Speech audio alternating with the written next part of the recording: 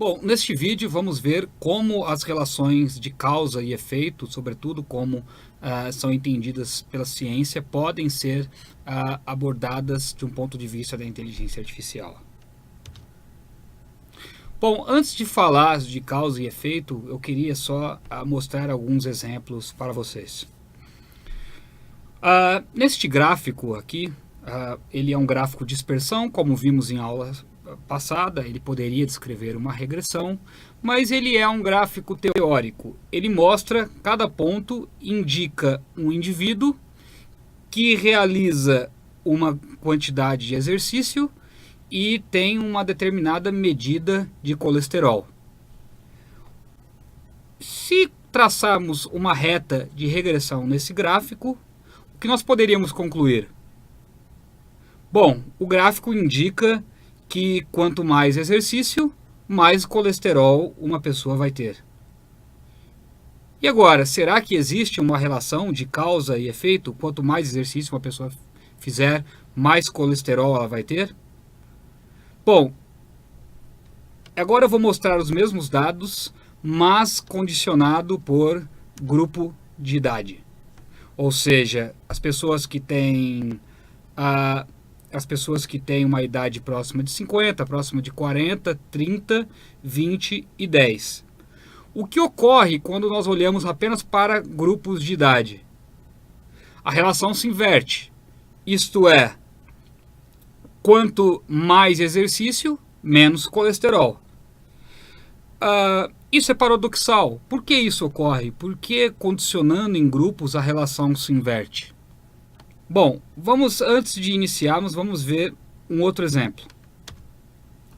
Bom, aqui nós temos também uma espécie de gráfico de dispersão que indica a admissão numa determinada universidade. Os pontos verdes, eles indicam entre os aplicantes quem foi admitido. O eixo X indica a performance atlética e o eixo Y identifica a performance acadêmica. Se nós olharmos apenas entre os estudantes que foram admitidos, ou seja, se excluirmos todos os pontos que não são verdes, nós teríamos um gráfico de dispersão com uma reta que poderia indicar que quanto mais atlético uma pessoa é, menor a performance acadêmica dela. E da mesma forma, quanto maior a performance acadêmica, menor a performance atlética. Será que existe uma relação entre performance atlética e performance acadêmica, se olharmos apenas os admitidos? Bom, esses dois problemas, eles são problemas comuns quando tentamos determinar o que é causa e o que é efeito em determinadas perguntas. Como nós vimos em outras aulas, a regressão é uma ferramenta básica da inteligência artificial, mas a regressão ela não é suficiente para captar o que é causa, o que é efeito. Como vimos, se agruparmos por faixas de idade ou agruparmos apenas os alunos admitidos, essas relações elas podem mudar ou não. Para isso, nós precisamos ter um framework que consiga identificar claramente o que pode ser causa e o que pode ser efeito. Este tema está muito em moda em inteligência artificial, sobretudo porque um dos pais da inferência causal dentro da ciência, o Judea Pearl, ele publicou um livro este ano chamado The Book of Why, em que ele argumenta que a inteligência artificial hoje, o aprendizado de máquina, tem uma série de limitações e uma delas é que as máquinas ainda não conseguem responder a questões de por que as coisas ocorrem. E a única forma de aproximar máquinas e seres humanos é fazer com que as máquinas consigam responder esse tipo de questão. Mas o que são perguntas de causa e efeito? As máquinas hoje elas estão muito aprimoradas para responder questões, sobretudo quando você coloca fotos, questões de diagnóstico. Por exemplo, você introduz fotos de animais. Quais fotos indicam cães, quais fotos indicam gatos? Ou, por exemplo, quando você indica fotos de raio-x, quais imagens representam cada doença. O problema é que quando nós estamos intervindo, como fazendo intervenções na realidade, aí não estamos falando mais de questões de diagnóstico, e sim questões de causa e efeito. Uma questão que envolve intervenção, por exemplo, é o que ocorre se banirmos cigarros na cidade de São Paulo? Quais serão os efeitos dessa política? Também envolvem questões contrafactuais, do tipo, o que teria sido de mim se eu não tivesse terminado o ensino médio?